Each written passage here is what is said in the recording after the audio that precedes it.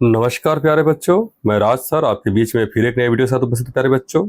और आज का जो वीडियो हमारा है साइंस संबंधित है और राष्ट्रीय आयुक्त की परीक्षा होने वाली प्यारे बच्चों, उसके लिए बहुत ही इंपॉर्टेंट वीडियो होने जा रहा है। ठीक है, बिल्कुल ध्यान से देखिए आप लोग कॉन्सेंट्रेट होकर के। पहला क्वेश्चन है कि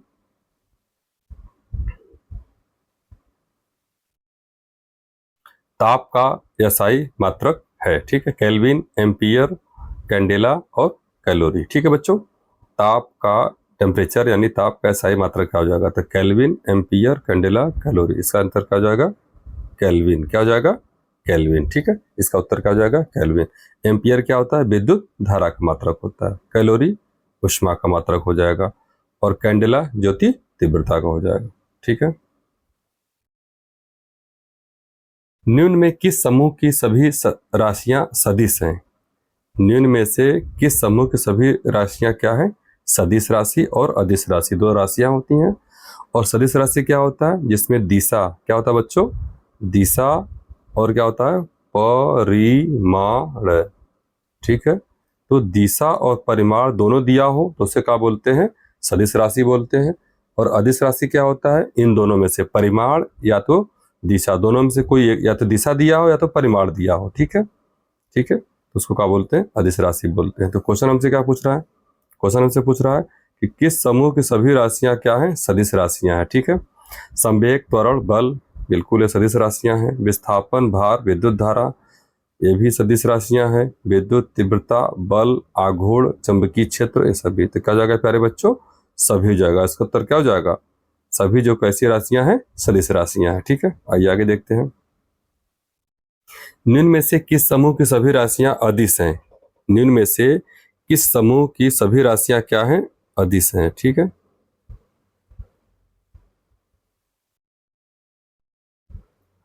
अदिश वाली बात पूछ रहा है। अदिश, तो अदिश में क्या हो जाएगा? समय, चाल, द्रव्यमान, ये तीनों क्या है? इसमें कहीं दिशा दिख रहा है? क्वांटिटी दिख रही है? द्रव्यमान है जैसे, तो उसमें क्या है? हाँ, इतना द्रव्यमान, लेकिन कोई दिशा तो है नहीं, तो इसलिए क्या हो जाएगा? यह बिल्कुल अदिश राशि है। ताप, दाब, ऊर्जा, ऊर्जा है कौन सी दिशा में? क्या ये भी अदिश राशि है? आयतन, घनत्व, कार्य, इसमें भी दिशा नहीं दिख रहा है। हम्म और क्या है? उपरोक्त सभी। तो क्या हो जाएगा? इसका उत्तर क्या हो जाएगा? ये सभी राशियां कैसी हैं प्यारे बच्चों? ए, बी और सी ऑप्शन जो दिया है, ये सभी कैसी राशियां हैं? अदिश राशियां हैं। ठीक है, आइए आगे देखते हैं। शरीर के भीतर रक्त नहीं जमता है। शरीर के भीतर रक्त नहीं जमता है। क्यों नहीं जमता भाई? इसलिए नहीं जमता है क्योंकि वहां पर हिपैरिन, फाइब्रिन, प्लाज्मा और हीमोग्लोबिन में से क्या होता है? तो हिपैरिन। इसका उत्तर क्या हो जाएगा? हिपैरिन नामक पदार्थ के कारण शरीर के भीतर रक्त नहीं जमता है। ठीक है, हिपैरिन याद रखिएगा, बहुत इंपॉर्टेंट है। कार्य का एसआई मात्रक क्या होगा? कार्य का एसआई मात्रक क्या हो जाएगा? Joule, kelvin, horsepower, calorie. तो क्या हो जाएगा? कार्य का क्या मतलब हो जाएगा प्यारे बच्चों? जूल। क्या हो जाएगा? जूल हो जाएगा। एक औसत शक्ति बराबर है 776 वाट, 746 वाट, 11,000 वोल्ट। इनमें से कोई नहीं, सीधा सा आंसर हो जाएगा 746 वाट। चलिए आगे देखते हैं। न्यूटन के किस गति नियम से बल का व्यंजक प्राप्त होता है? न्यूटन के किस गति नियम से? तो न्यूटन साहब में कितने नियम थे भाई साहब? तीन दिए हैं। क्या दिए हैं? तीन। पहला नियम क्या है? पहला, दूसरा, तीसरा। पहला नियम क्या दिए कि कोई भी वस्तु है अपने उसी अवस्था में बना रहेगा जब तक कोई उस पर से कोई बाहर फोर्स न लगाया जाए। बाहर से फोर्स लगाएंगे तब इसकी स्थिति क्या होगी?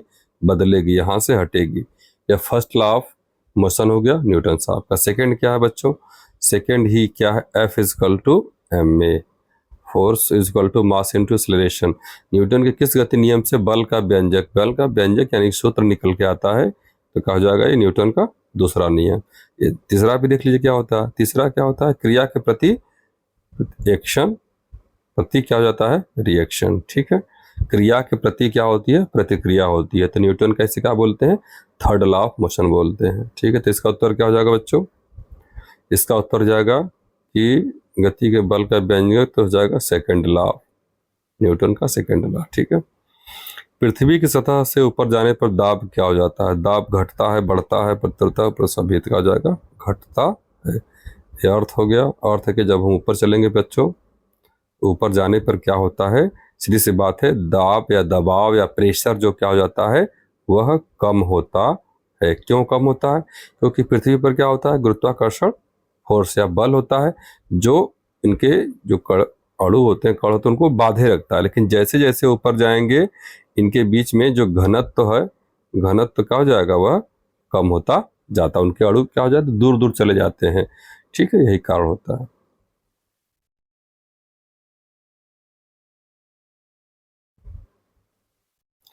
प्रेशर कुकर में खाना जल्दी पकता है, क्यों? ठीक है,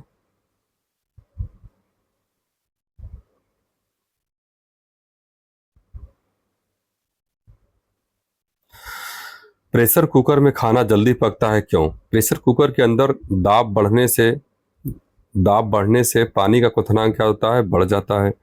प्रेशर कुकर के अंदर दाब में कमी से पानी का क्वथनांक बढ़ जाता है। प्रेशर कुकर का आकार ऐसा होता है इससे खाना जल्दी बन जाता है, इनमें से कोई नहीं। तो इसका उत्तर क्या हो जाएगा प्यारे बच्चों? फर्स्ट हो जाएगा कि प्रेशर कुकर के अंदर दाब बढ़ने से क्वथनांक क्या हो जाएगा, दाब बढ़ने से क्वथनांक क्या हो जाता है, बढ़ जाता है। एक्चुअली क्वथनांक क्या है, एक प्रकार का टेम्परेचर है। टेम्परेचर है, जिस प्रकार से कुकर है, तो कुकर के अंदर जो भी लिक्विड है, जो भी चीज़ें पक रही है, क्या हो गया, ये हो गया, और प्लस उसके अंदर का जो आपका टेम्परेचर है, ताप है, तो दोनों को क्या करता है, साम्य अवस्था में, ये जो क्वथनांक ऐसा एक तापमान होता है कि इसमें जो लिक्विड है और यहाँ का जो टेम्परेचर है, इन दोनों को एक साम्य अवस्था में, एक इक्विलिब्रियम स्टेट में लाने का काम करता है। ठीक है, इसीलिए पहला ऑप्शन सही है। ठीक है, आगे आगे देखते हैं। पृथ्वी के तल का पलायन वेग क्या होता है? पृथ्वी के तल का पलायन वेग क्या होता है? 9.8 मीटर पर second square, 6.4 into 10⁶ metre. C option है 11.2 किलोमीटर प्रति सेकेंड, और डी ऑप्शन है 12.4 किलोमीटर प्रति सेकेंड। तो इसका उत्तर क्या हो जाएगा प्यारे बच्चों? पलायन वेग पूछ रहा है ना, पलायन वेग पूछ रहा है, तो इसका उत्तर क्या हो जाएगा? 11.2 किलोमीटर प्रति सेकेंड। ये कहने का मतलब यह है बच्चों कि पलायन वेग मतलब पृथ्वी की कक्षा को छोड़ करके वह पलायन हो जाए, मतलब निकल जाए, बाहर निकल जाए। ठीक है, तो जब प्रति सेकेंड, यहाँ पे लिखा हुआ है, जब प्रति सेकेंड के में कितने डिस्टेंस तय कर ले, 11.2 किलोमीटर। कोई भी ऑब्जेक्ट का हम प्रोजेक्शन करवा रहे हैं, तो पृथ्वी की जो कक्षा है वहां से मतलब निकले, लेकिन कितनी तेजी के साथ निकले, 1 सेकेंड में लगभग वो कितना दूरी तय करे, 11.2 किलोमीटर। तब जाकर के उसको क्या बोलते हैं, पलायन वेग बोलते हैं। ठीक है, नेक्स्ट क्वेश्चन। पानी की बूंदों के गोल होने का कारण क्या है? गोल गोल क्या होती है? प्लवन, पृष्ठ तनाव, केशिकात्व और उच्छेद। तो क्या हो जाएगा? पृष्ठ तनाव। सरफेस टेंशन के द्वारा क्या होता है, पानी की बूंदें कैसी होती हैं, गोल होती हैं। ठीक है, ईसीजी का प्रयोग किस रंग के लिए किया जाता है? ठीक है, ईसीजी का प्रयोग किस रोग के लिए किया जाता है? ठीक है, तो क्या हो जाएगा प्यारे बच्चों? गुर्दे की खराबी, हृदय की कमजोरी, मस्तिष्क की बीमारी, इनमें से कोई नहीं। तो ईसीजी, पहले जिसका फुल फॉर्म जान जाइए, इलेक्ट्रोकार्डियोग्राम, इलेक्ट्रोइंसेफेलोग्राम। एक होता है ईसीजी होता है, और एक होता है ईईजी। तो पहले हम बात कर लेते हैं ईसीजी के बारे में। तो ईसीजी का फुल फॉर्म होता है इलेक्ट्रोकार्डियोग्राम। तो कार्डियो जब जुड़ गया तो सीधे से बात है, इसका उत्तर कहाँ से जाएगा? हृदय की कमजोरी से। गुर्दे की खराबी, मस्तिष्क बीमारी, कुछ नहीं, हृदय की कमजोरी। मतलब हृदय संबंधी जो चीजें होती हैं, उसके हृदय की हरकतों को जानने के लिए, कैसे फंक्शनिंग कर रहा है, तो हम किसका प्रयोग करते हैं? ईसीजी का प्रयोग करते हैं, या इसे क्या बोलते हैं? इलेक्ट्रोकार्डियोग्राम। एक होता है ईईजी, क्या होता है? ईईजी, इलेक्ट्रोइंसेफेलोग्राम। इलेक्ट्रोइंसेफेलोग्राम, इंसेफेलो जब जहां आ जाएगा तो मस्तिष्क से हो जाएगा। पूछ ले क्वेश्चन, तो मस्तिष्क की हरकतों से, ब्रेन ट्यूमर से। ठीक है, ये जो समस्याएं का निदान करते हैं, इलाज करते हैं, तो ईईजी के माध्यम से ही प्यारे बच्चों करते हैं। ठीक है, आइए आगे देखते हैं।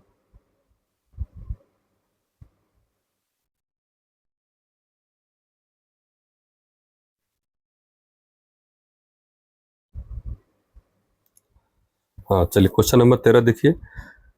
गर्मियों में लोलक की लंबाई बढ़ जाने से आवर्तकाल पर क्या प्रभाव पड़ता है? ठीक है, गर्मियों में लोलक की लंबाई बढ़ जाने से उसके आवर्तकाल पर क्या हो जाता है? बढ़ जाएगा, घट जाएगा, अपरिवर्तित रहेगा, उपरोक्त सभी। तो क्या हो जाएगा, आवर्तकाल क्या हो जाएगा प्यारे बच्चों, बढ़ जाएगा। क्या हो जाएगा, बढ़ जाएगा। क्यों हो जाएगा, इसका एक फार्मूला होता है, T is equal to 2 pi root में एल बाई जी। ठीक है, तो टी क्या है, यही आपका है टाइम पीरियड है, आवर्तकाल है। एल क्या है, यही लेंथ है यानी लंबाई है। और जी क्या है, गुरुत्वीय त्वरण है। तो पूछ रहा है लोलक की लंबाई, तो लोलक की लंबाई जो है यही तो एल आपका एल है। ठीक है, यही आपका एल है। इसीलिए क्या हो जाएगा इसका आवर्तकाल, क्योंकि दूसरे क्या है, डायरेक्टली प्रोपोर्शनल है। तो जब लोलक की लंबाई बढ़ेगी तो उसका आवर्तकाल भी क्या हो जाएगा, ये भी बढ़ेगा। ठीक है, आगे देखते हैं। अगर पूछे गुरुत्वीय त्वरण क्या हो जाएगा, तब ये घटेगा। आगे देखिए, यहां तक हो गया। ध्वनि तरंग है, अनुदैर्ध्य तरंगे, अनुप्रस्थ तरंगे, विद्युत चुंबकीय तरंगे, इनमें से कोई नहीं। बहुत आसान सा प्रश्न है। ध्वनि तरंग क्या होता है प्यारे बच्चों, अनुदैर्ध्य तरंगे होती है। ध्वनि तरंगे कैसी होती हैं, अनुदैर्ध्य तरंगे होती है। ठीक है, नेक्स्ट है अनुप्रस्थ तरंगे। क्या है, अनुप्रस्थ तरंगे किस माध्यम में उत्पन्न की जा सकती हैं, सिर्फ गैस में, सिर्फ ठोस में, सिर्फ द्रव में, इन तीनों में। तो अनुप्रस्थ याद रखिएगा प्यारे बच्चों, बहुत इंपॉर्टेंट है, बहुत पूछता है। अनुप्रस्थ तरंगे क्या होती है, सिर्फ ठोस में होती है। इसको स्टार स्टार बना लीजिए, बहुत इंपॉर्टेंट क्वेश्चन है। अनुप्रस्थ तरंगे कैसे, कहाँ पर उत्पन्न की जा सकती है, सिर्फ ठोस में। आगे देखिए, अनुदैर्ध्य तरंगे किस माध्यम में उत्पन्न कर सकती है, ठोस में, द्रव में, गैस में। तो क्या हो जाएगा, ये तो तीनों में हो जाएगा। ठीक है, ये तीनों में हो जाएगा। आवृत्ति का मात्रक है, फटाफट चलते हैं। आवृत्ति का मात्रक है हर्ट्ज है, सीधी सी बात एकदम सीधा सा, हर्ट्ज है, किलो हर्ट्ज, हर्ट्ज प्रति सेकंड, ये सब बस फंसाने के लिए आपको दिया हुआ है। आवृत्ति का मात्रक क्या हो जाएगा, हर्ट्ज हो जाएगा। अम्ल वर्षा का कार्ड है CO2 plus CO, CO plus N2O, SO2 plus NO2, CO plus SO2। तो क्या हो जाएगा इसका, ये हो जाएगा SO2 plus NO2। Sulphur dioxide और नाइट्रोजन डाइऑक्साइड, अम्ल वर्षा, एसिड रेन। ठीक है, अम्ल वर्षा जब होती है कि आपको शुरुआत में जब वर्षा का समय आता है तो उसी समय होता है प्यारे बच्चों, उसमें नहाना नहीं चाहिए, नहीं तो विभिन्न प्रकार के फोड़े फुंसी हो जाते हैं। यही होता है अम्ल वर्षा। आगे देखिए, मृदा अपरदन का मुख्य कारण है, मृदा अपरदन का मुख्य कारण है अतिचारण, वनोन्मूलन, भूस्खलन, ये सभी बिल्कुल है। अतिचारण, खूब पशुचारण होगा, वनोन्मूलन, वनों की खूब कटाई होगी, और भूस्खलन। ठीक है, तो इस तरीके से सारी चीजों से क्या होता है, मृदा अपरदन का मुख्य कारण है, सभी हो जाएगा। ठीक है, इसका उत्तर सभी हो जाएगा। ठीक है, शुष्क वायु में ध्वनि की चाल क्या हो जाएगी, ये आपका सीधा सीधा उत्तर हो जाएगा प्यारे बच्चों, 332 मीटर प्रति सेकेंड। क्या हो जाएगा, 300 मीटर 32 मिनट सेकेंड हो जाएगा। ठीक है, 332। नेक्स्ट है, स्त्रियों की ध्वनि पतली होती है। स्त्रियों की ध्वनि कैसी होती है, पतली क्यों होती है। स्त्रियों ध्वनि का तारत्व अधिक होता है, कि तारत्व कम होता है, कि ध्वनि की तीव्रता अधिक होती है, कि ध्वनि की तीव्रता कम होती है। तो जानते रहिए आपका इसमें क्या उत्तर हो जाएगा, इसका उत्तर आपका हो जाएगा स्त्रियों की ध्वनि पतली इसलिए होती है क्योंकि स्त्रियों की ध्वनि का तारत्व क्या हो जाता है, अधिक होता है। ठीक है, तारत्व जो होता है क्या हो जाता है, अधिक होता है। कहने का मतलब है जब ये बोलती हैं, जो स्त्रियां हैं, जब ये आवाज़ निकालती हैं, बोलती हैं, तो जब आवाज़ ये ध्वनि के रूप में जब बाहर निकलता है तो इनकी जो फ्रीक्वेंसी होती है, जो आवृत्ति होती है, वह ज़्यादा होती है। जब फ्रीक्वेंसी ज़्यादा होगा, आवृत्ति ज़्यादा होगा, तो तारत्व भी क्या होगा, ज़्यादा होगा। तो इसलिए क्या होगा, वह पतली पतली होती है। आवाज़ कैसी होती है, पतली सुनाई देती है। ठीक है बच्चों, याद रखिएगा कि स्त्रियों ध्वनि पतली कैसी होती है, तारत्व अधिक होता है। ठीक है, स्पष्ट प्रतिध्वनि सुनने के लिए श्रोता और परावर्तक के बीच की दूरी कितनी होनी चाहिए, तो सीधा सा उत्तर है क्या हो जाएगा, 25 मीटर, 17 मीटर, 12 मीटर और 9 मीटर। तो क्या हो जाएगा प्यारे बच्चों, 17 मीटर हो जाएगा। आइए आगे देखते हैं, निम्न में से किस विद्युत चुंबकीय तरंग की वेधन क्षमता सर्वाधिक है, एक्स किरणें, पराबैंगनी किरणें, गामा किरणें, इनमें से कोई नहीं। तो इसका उत्तर क्या हो जाएगा, गामा किरणें। किस तापमान पर डिग्री सेल्सियस और किस तापमान पर सेंटीग्रेड और फ़ारेनहाइट तापमापियों के मान एक समान होते हैं, तो क्या हो जाएगा, -40 डिग्री सेल्सियस। ठीक है, याद रखिए इसको। उष्मा का यसाई मात्रक सेल्सियस, जूल, फ़ारेनहाइट, वाट। सेल्सियस क्या हो जाएगा, तापमान का, फ़ारेनहाइट ये भी तापमान का, वाट, वाट क्या है, शक्ति का मात्रक हो जाएगा, और एक आ जाएगा इसका उत्तर जूल। उष्मा का यसाई मात्रक क्या हो जाएगा, जूल हो जाएगा। ठीक है बच्चों,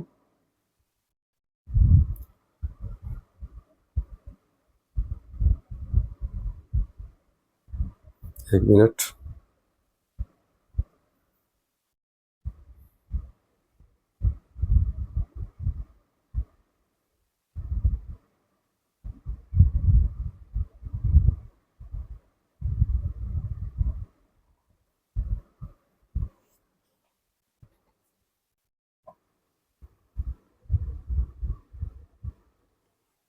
उष्मा का एसआई मात्रा क्या हो जाएगा?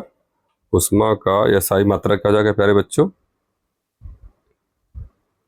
जूल हो जाएगा। ठीक है, नेक्स्ट देखिए, निम्न में से कौन सी गैस वायु प्रदूषण नहीं करती है? Sulphuric oxide, CNG, carbon monoxide. ये देखते हैं इधर, कार्बन मोनोऑक्साइड। इसका उत्तर क्या हो जाएगा? कौन सी गैस है जो वायु प्रदूषण नहीं करती है? तो सल्फ्यूरिक ऑक्साइड तो करती है, कार्बन मोनोऑक्साइड भी करती है, या आपका सीएनजी। सीएनजी क्या होता है? Compressed natural gas. CNG compressed natural gas, इसका फुल फॉर्म भी पूछ सकता है आपसे। ठीक है, तो सीएनजी हो जाएगा। ऐसा और ऐसा अब इसको पता किया गया है कि ये भी खतरनाक हो चुकी है, लेकिन इस तरह से जब प्रश्न पूछता है तो आप इसमें सीएनजी लगाएंगे। कम कम खतरेबल होती है, कम खतरा करती है। 26 हो गया, आइए आगे देखते हैं। 27, क्वेश्चन नंबर 27 देखिए, निम्न में प्राथमिक उपभोक्ता कौन सा? उपभोक्ता लिखा है, उपभोक्ता होना चाहिए, प्राथमिक उपभोक्ता। ठीक है, गाय, बकरी, चूहा और ये सभी। तो उपभोक्ता की बात कर रहा है, प्राइमरी कंज्यूमर की बात कर रहा है, तो गाय भी है, बकरी है, चूहा, ये सभी, ये तीन हो जाएंगे। क्या हो जाएंगे पर बच्चों? तीन हो जाएंगे। ठीक है, प्रोड्यूसर होता है प्राइमरी कंज्यूमर, सेकेंडरी कंज्यूमर, सब डिटेल बाद में क्लासेस बताई जाएंगे। ठीक है, अभी पहले जल्दी देख लीजिए इसके सारे प्रश्नों को। निम्न में किस पदार्थ की विशिष्ट ऊष्मा सबसे अधिक होती है? बर्फ, बालू, पानी, लोहा। तो क्या हो जाएगा? पानी। पानी की विशिष्ट ऊष्मा क्या होती है प्यारे बच्चों? सबसे अधिक होती है। ठीक है, ठीक है, आइए आगे देखते हैं। न्यूनतम संभव तापमान है, न्यूनतम संभव ताप है, तो क्या हो जाएगा? -373 degree Celsius, -273 degree Celsius, -171 degree Celsius और 0। तो इसका उत्तर क्या हो जाएगा? -273 डिग्री सेल्सियस। ठीक है, भूमि के संरक्षण के लिए निम्न में से कौन सी विधि अपनाई जाती है? भूमि के संरक्षण के लिए कौन सी विधि अपनाई जाती है? ठीक है, कंटूर विधि, वनीकरण और पट्टीदार खेती और ये सभी। तो क्या हो जाएगा इसका उत्तर? ये सभी हो जाएगा। ठीक है, सभी भूमि संरक्षण के लिए किया जाता है। ठीक है, उबलते जल की अपेक्षा भाप से जलने पर अधिक कष्ट होता है। कभी न कभी आप जले होंगे निश्चित रूप से, तो उसको देखिए, यहाँ पर क्वेश्चन भी आ गया। उबलते जल की अपेक्षा भाप से जलने पर अधिक कष्ट होता है, क्योंकि जल की अपेक्षा भाप की गुप्त ऊष्मा क्या होती है? कम होती है, अधिक होती है, एक समान होती है, नहीं होती है, अधिक होती है। क्या होती है? गुप्त ऊष्मा उसकी अधिक होती है। ठीक है, सूर्य से पृथ्वी पर ऊष्मा का संचरण किस विधि द्वारा होता है? सूर्य से, सन से ये ऊष्मा चला, ये पृथ्वी हमारी है, तो पृथ्वी पर ऊष्मा का संचरण किस विधि से हो रहा है? चालन, संवहन, विकिरण, उपरोक्त में से तीनों। तो इसका उत्तर क्या हो जाएगा प्यारे बच्चों? विकिरण विधि द्वारा हो जाएगा। क्या हो जाएगा? विकिरण। हाँ, चलिए आगे देखते हैं। प्रकाश है क्या है? प्रकाश है क्या है? अनुप्रस्थ तरंग है, अनुदैर्ध्य तरंग है, विद्युत चुंबकीय तरंग है, ए और सी दोनों। तो प्रकाश कैसी तरंगे है? अनुप्रस्थ तरंगे भी हैं और विद्युत चुंबकीय तरंगे है। तो ए और सी यानी कि ए वाला ऑप्शन सही हो जाएगा। ठीक है, डी सही हो जाएगा। किस माध्यम से प्रकाश का प्रकीर्णन सबसे अधिक होता है? किस माध्यम से? ये क्वेश्चन गलत है प्यारे बच्चों, आइए आगे देखते हैं। हाँ, इसको देख लेते हैं।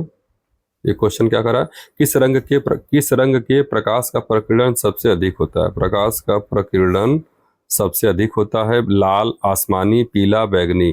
तो इसका उत्तर क्या हो जाएगा? प्रकीर्णन की बात कर रहा है तो इसका उत्तर हो जाएगा बैगनी। ठीक है, किस रंग के प्रकाश का प्रकीर्णन सबसे अधिक होता है?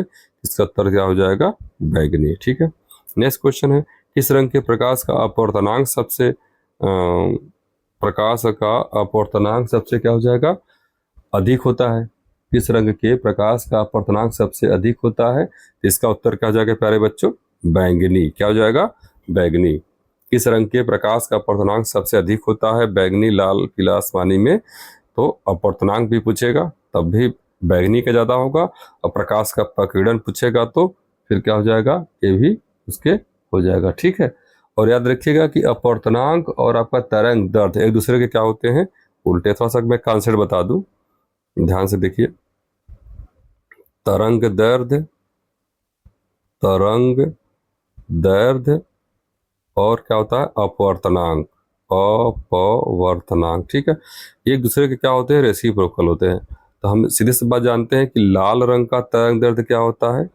लाल रंग का तरंग दैर्ध्य, रेड कलर का तरंग दैर्ध्य क्या होता है? सबसे ज्यादा होता है। ठीक है, और तरंग दैर्ध्य बैगनी का क्या हो जाएगा? सबसे कम हो जाएगा। लेकिन जब अपवर्तनांक की बात करेगा तो इसी का उल्टा हो जाएगा, क्योंकि जिसका तरंग दैर्ध्य ज्यादा है, जिसका तरंग दैर्ध्य ज्यादा है उसका अपवर्तनांक क्या होगा? कम होगा। ठीक है, ठीक है, तो जिसका तरंग दैर्ध्य कम है उसका अपवर्तनांक क्या होगा? ज्यादा होगा। तो तरंग दैर्ध्य किसका कम है? बैगनी कलर का सबसे कम होता है, तो इसलिए उसका अपवर्तनांक क्या हो जाएगा? सबसे ज्यादा हो जाएगा।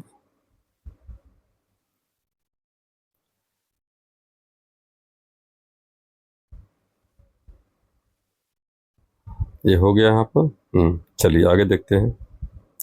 क्वेश्चन नंबर 37, क्वेश्चन नंबर 37 देखते हैं क्या कहना चाह रहा है कि आकाश का रंग नीला क्यों दिखाई देता है? आकाश का रंग नीला क्यों दिखाई देता है? प्रकाश का वर्ण विक्षेपण, प्रकाश का प्रकीर्णन, प्रकाश का व्यतिकरण, प्रकाश का अपवर्तनांक। ठीक है प्यारे बच्चों, तो आकाश का रंग नीला क्यों दिखाई देता है? प्रकाश के प्रकीर्णन के कारण दिखाई पड़ता है। आकाश का रंग नीला क्यों दिखाई देता है? प्रकीर्णन वो हो गया, या सूर्योदय जब होता है तब उसमें देखिए लालिमा दिखाई देती है, या सूर्यास्त के समय भी लालिमा दिखाई देती है, तो इस सब प्रकाश के प्रकीर्णन के कारण होता है। क्वेश्चन पूछ दे, सूर्योदय के समय या सूर्यास्त के समय जो सूर्य है लाल रंग का दिखाई देता है, तो क्यों दिखाई देता है? ये प्रकाश के प्रकीर्णन के कारण। ठीक है, पूर्ण आंतरिक परावर्तन का उदाहरण है हीरे का चमकना, रेगिस्तान में मरीचिका का बनना, कांच में दरार का चमकना, वो सभी। तो पूर्ण आंतरिक क्या हो जाएगा? ये सभी हो जाएगा। ठीक है, 38 39 देख लीजिए। वाहनों की हेडलाइट में, वाहनों की हेडलाइट में किस दर्पण का उपयोग किया जाता है? तो क्या हो जाएगा? उत्तल, उत्तल, समतलावतल, उभयोत्तल। तो वाहनों की हेडलाइट में क्या हो जाएगा? अवतल दर्पण का प्रयोग किया जाता है। जो वाहन होते हैं, व्हीकल्स होते हैं, उनकी हेडलाइट जो आगे का फ्रंट होता है उसमें कौन सा दर्पण लगाते हैं? अवतल दर्पण। वाहनों के पीछे के दृश्य देखने के लिए किस चालक के सीट के पास किस दर्पण का प्रयोग हो जाता है? तो इसका उत्तर हो जाएगा उत्तल। वही सब है तो उत्तल जाएगा। इसका क्या हो जाएगा? उत्तर। यानी हेडलाइट, ऐसे याद रखिए, हेडलाइट पूछेगा, हेडलाइट हुआ तो अवतल, हेडलाइट हुआ तो अवतल।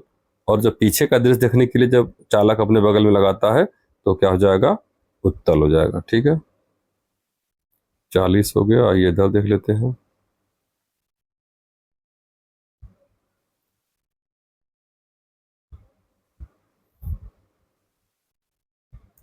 आकाश में तारे टिमटिमाते दिखाई क्यों देते हैं? आकाश में तारे टिमटिमाते क्यों दिखाई देते हैं? प्रकाश के अपवर्तन के कारण, परावर्तन के कारण, प्रकीर्णन के कारण। तो वही जाएगा पहला ऑप्शन, प्रकाश के अपवर्तन के कारण। ठीक है बच्चों, प्रकाश के अपवर्तन के कारण ही क्या होता है? आकाश का रंग नीला दिखाई पड़ता है। ठीक है, इसके और भी एग्जाम्पल आप समझ सकते हैं। जैसे मान लीजिए कि पानी में कोई छड़ रखी गई है तो क्या दिखाई आपको? तिरछी दिखाई देगी। ठीक है, और किसी ग्लास में अगर मान लीजिए किसी पेंसिल को रखते हैं तो भी टेढ़ी दिखाई देती है। पानी में अगर कोई रखी मछली है तो भी क्या दिखाती है? ऊपर दिखाई देगा आपको। सिक्का अगर रखते हैं तो भी क्या दिखाई देता है? पानी में आपको लगता है कि ऊपर दिखाई देता है। तो ये सब सारी चीजें किसके द्वारा होता है? प्रकाश के अपवर्तन के कारण ही होता है। ठीक है बच्चों, आइए। सूर्य से प्राप्त रंगों में किस रंग का विक्षेपण सर्वाधिक होता है? विक्षेपण की बात कर रहा है, विक्षेपण की बात कर रहा है। रंग का विक्षेपण सर्वाधिक होता है लाल, नारंगी, पीला, बैगनी। तो इसका उत्तर क्या हो जाएगा? बैगनी। सूर्य से प्राप्त रंगों में से किस रंग का विक्षेपण सर्वाधिक होता है? इसका उत्तर क्या हो जाएगा? बैगनी हो जाएगा। ठीक है, प्राथमिक रंग किसे कहते हैं? तो इसका फार्मूला है ह नीला। हनीला याद कर लीजिए। ह से हरा हो जाएगा, नी से नीला, ला से लाल। प्राथमिक रंग क्या हो जाएगा, नीला। ठीक है, तीनों हो जाएगा, क्या हो जाएगा, तीनों। नेक्स्ट,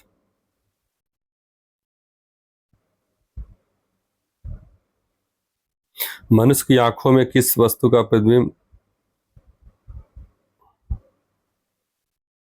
एक मिनट, निम्न में से किस भाग पर बनता है? मनुष्य की आंखों में किसी वस्तु का प्रतिबिंब निम्न में से किस जगह पर बनता है? तो क्या बताएंगे प्यारे बच्चों, कार्निया, प्यूपिल, रेटिना। सीधा सा सवाल है, रेटिना बनता है। कहाँ बनता है? मनुष्य की आंखों में किसी वस्तु का प्रतिबिंब निम्न में से किस स्थान बनता है? तो रेटिना बनता है। ठीक है, चलिए अगला क्वेश्चन है। अगला क्वेश्चन है, कह रहा है कि निकट दृष्टि दोष दूर करने के लिए किस लेंस का प्रयोग करते हैं? निकट दृष्टि दोष दूर करने के लिए किस लेंस का प्रयोग करते हैं? निकट के लिए तो हो जाएगा उत्तल, अवतल, समतल, बेलनाकार। तो इसका उत्तर क्या हो जाएगा? अवतल लेंस। निकट दृष्टि दोष के लिए क्या हो जाएगा प्यारे बच्चों? अवतल लेंस हो जाएगा। ठीक है, इसी तरीके से आइए आगे देखते हैं। दूर दृष्टि दोष के लिए क्या हो जाएगा? किस लेंस का प्रयोग करते हैं? उत्तल, अवतल, समतल, बाइफोकल। तो दूर दृष्टि का क्या हो जाएगा? उत्तल हो जाएगा। निकट के लिए अवतल हो जाएगा। ठीक है, याद रखिएगा इसको। अगला है, पर्वतीय भागों में किस प्रकार खेती सर्वोत्तम मानी जाती है? कंटूर, सोपानवत खेती, झूम खेती, पटीदार खेती। इसका उत्तर क्या हो जाएगा प्यारे बच्चों? पर्वतीय भागों के लिए कंटूर खेती होता है। ठीक है, कंटूर खेती कहने का मतलब है कि मान लीजिए ये आपका ढलान आ रहा है इधर से नीचे की तरफ, तो ये ऐसे न, ये ऐसे ऐसे ना इसकी ओके, बल्कि ये ढलान के अनुसार, जैसे ढलान ऐसे हो रहा है तो इस तरीके से आपका दूसरा कलर ले लेता हूँ मैं। ये देखिए, जिस तरीके से आप ये ढलान टाइप में ये इस तरीके से ये बनती है, इसको बोलते हैं कंटूर टाइप की खेती।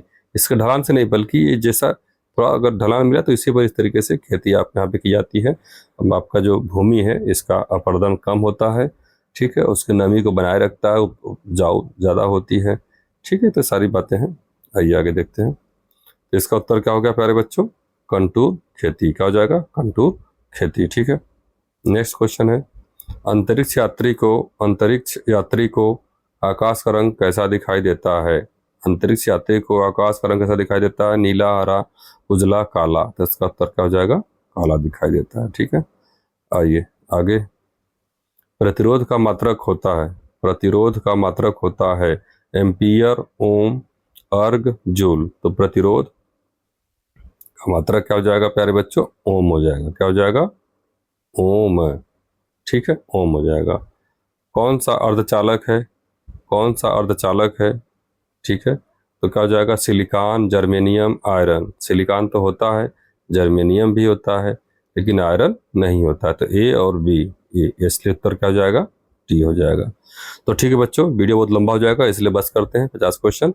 फिर नेक्स्ट वीडियो में मिलते हैं आपसे, और आशा करता हूँ कि आपको वीडियो अच्छे लग रहे होंगे। बिल्कुल आराम से पढ़िए, परीक्षा नज़दीक है, मेहनत करते रहिए, देखते रहिए। मिलते हैं नेक्स्ट वीडियो में। Thank you.